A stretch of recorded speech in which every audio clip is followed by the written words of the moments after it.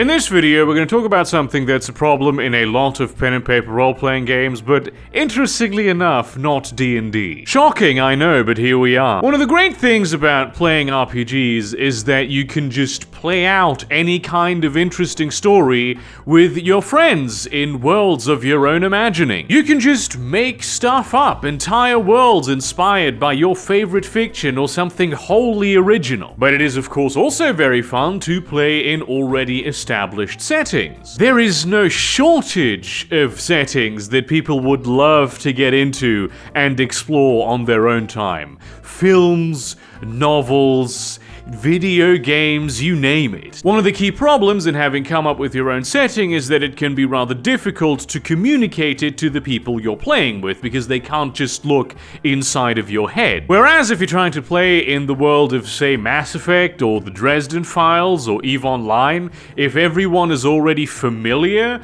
with the media that are the main media of that setting, you'll have a lot easier time finding your feet. Ironically, some of the settings that are most difficult to get into are settings written specifically for role-playing games like Shadowrun or Vampire the Masquerade, because the way that you learn about these settings, if you don't want to just jump into the cold water and 100% do things wrong because you don't know how the world works, is not going to be through interesting narratives with characters that you like in shows or video games. Instead, you have to do research. You'll have to read books that are written like history, non-fiction, and travel guides. Personally, I find this very interesting. It's something I enjoy doing, and I think a lot of people who like to pick up the GM hat do. However, you'd be surprised how many people find this unbelievably boring. There's a reason why you're supposed to keep handouts to 1 page or less. Your players are here to have fun and experience a world and a story, not to do homework. And let's not forget that very often the lore that is out there for any given RPG world can be rather contradictory, especially if we're talking about settings that are older. You know, there's been RPG settings that have been around for like 40, 50 years at this point, and the tropes of what is cool and acceptable have changed over time. Maybe as a GM, in your hobby of reading lore, you find a setting that fascinates you, you find the lore, the principles of it very interesting, but something about it just doesn't quite click. I have this with Coriolis, where I like many of the overarching ideas of the lore, but the specifics of the lore, I don't like it very much. I like the game system, but there's just many elements that don't jive well with me. Or maybe because you do like the lore and you want to change some things, not because you think they're bad or they don't line up with your taste, but because you think it might be interesting or preferable to do them in a different way. This could be a seemingly minor thing, like for instance making it impossible to hide an aura of diablerie in Vampire the Masquerade, or something massive, like for instance, I think Lancer, the one with the cool battle mechs that came out a few years ago, very, very cool system and setting. However, personally, I would find it very interesting if this were all limited to the solar system. Let me tell you a little secret. If you don't like something about a bit of lore, or you would just prefer it be different, I don't see any cops around. Change it. Yes, if you would prefer any aspect of any setting to be different, no matter how big or small, you can just change it. Don't like that orcs in Shadowrun don't have green skin? Change it! You think metaplots that put a big apocalypse into the immediate future of the world that you are playing in get head but don't give head back?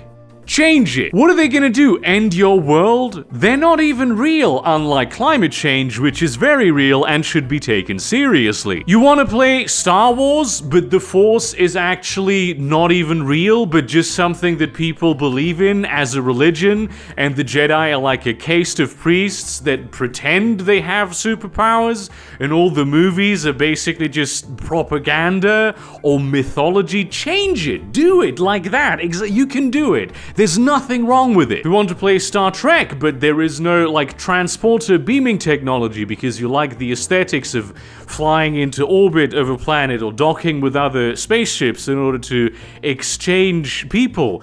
you can just do that. You can change any aspect of the world building and you don't need to justify yourself to anyone. If there is a setting you love, except for one particular major aspect, you don't have to go through the whole pretense of the process of coming up with your own whole original setting that is clearly just that setting, but with the serial numbers filed off and the one thing changed. And I can see right through this camera lens right now, I'm looking directly at you. Some people who are really clutching their pearls, saying, "Oh no, you can't do this. If it is written in the book, it is written in the book for a particular reason." You know what else is written in the books?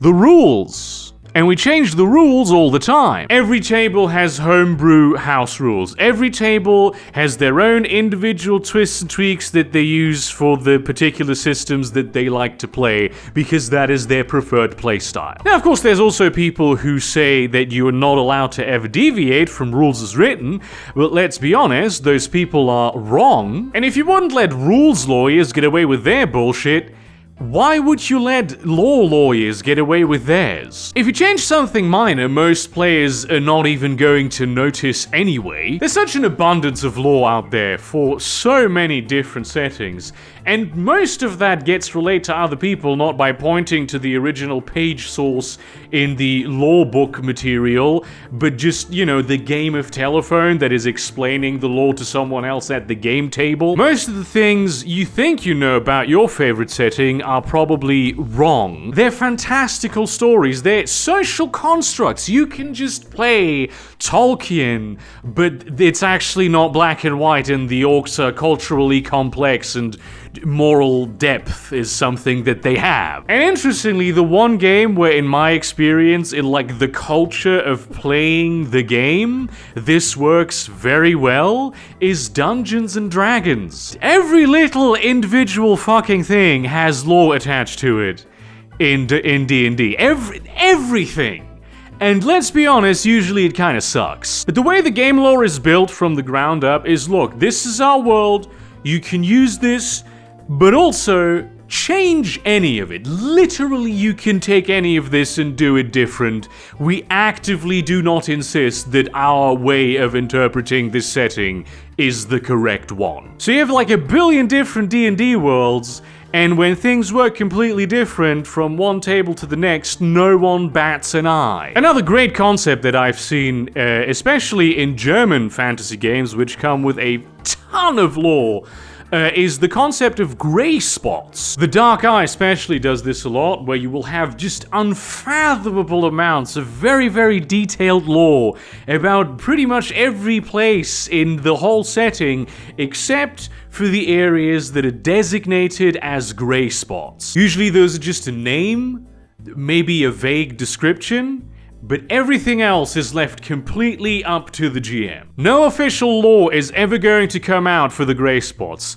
Your gray spots will always be your own. As a result, no two gray spots that a GM actually put the time to world build inside of will look the same. But I am here to tell you, you don't have to limit this to gray spots. Of course, if it's a significant change, you need to tell your players. Especially if they are very familiar with the law, they might be making decisions based on facts that are not true in your version of that world. If you're playing an SCP Foundation type campaign, but instead of being very secretive, the existence of the SCP and all the anomalies is kind of public knowledge. Not necessarily, they have open access databases, but people know it's a thing. You don't want to have a player that, knowing the setting, makes a character that specializes in making civilians forget seeing supernatural shit, because that would be a pretty useless character, and you don't want your players to feel useless. But aside from the need to communicate what you're doing clearly, you have full permission to change literally anything about any bit of lore, at any time, unless it's already established, in which case maybe you should have a discussion about your players in terms of retconning, which is something that sometimes it happens, it's legitimate. Just don't let the law lawyers talk you out of it. Thank you very much for watching this video. Like, comment, subscribe, share this to your relevant communities, but do not spam them. Consider supporting me on Patreon or Subscribestar, buying some of my merchandise or my short story collection. And in that spirit, how do you like my new sock? How do you like the triple sock setup that I have here now? This one is folded over. It's a very thick sock. This should be the most effective pop filter ever invented by a human being. And I am immensely proud of myself for having put on this sock, which I have wanted to put on for months, and I've just always just said I'll do it tomorrow, pretty much every day. And see you around, cunts.